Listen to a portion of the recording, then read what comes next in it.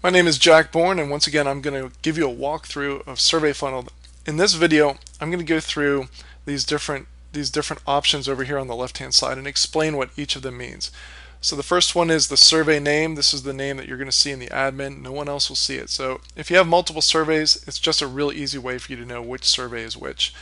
The background color controls, let me hit refresh here. So on this demonstration website, oops, okay, so let me explain the cookie. You notice that when I hit refresh, the tab went away. Why did it go away?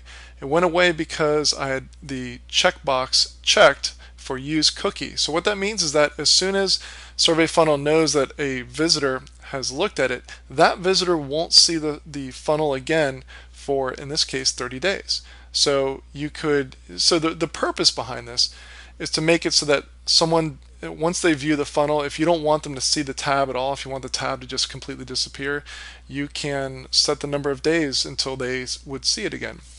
Now, during the testing mode, I highly recommend that you leave this unchecked, because otherwise you're going to wonder, where did the survey go? So let me hit refresh, and there we go, it's back, because we're not using the cookie anymore. Okay, so the background is this off-white color. So if I go in here and edit it, what I'm going to do is, just to show you the principle, I'm going to make it a very deep red color. Let me turn off my phone. That's my special ringtone that tells me that sales are coming in. All right, so I'll click on Save Funnel, and I will click on Edit.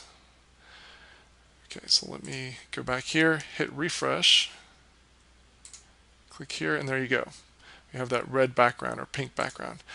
Okay, the width and the height, that's going to control, of course, the height and the width of this area. So if I decrease this to 250, which is the normal setting, and I save it, what I'll do is I'll go back here and hit refresh.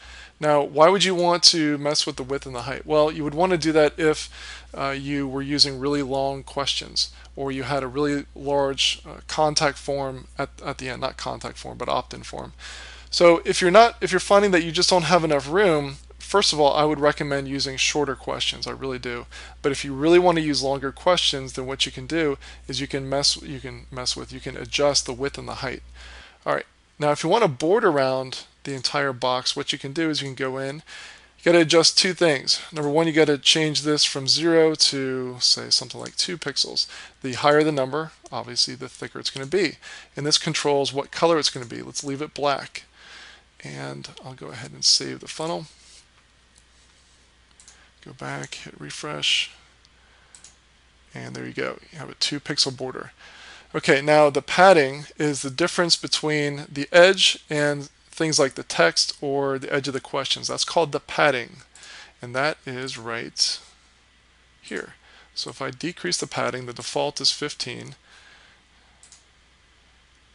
and I'll save it. So we should have more, I should say less room in between the edge of the survey funnel box and the text. So let's hit refresh. There you go, because I decreased the padding. All right, moving right along, we're almost done with this side, and then I'll record another video for the other side.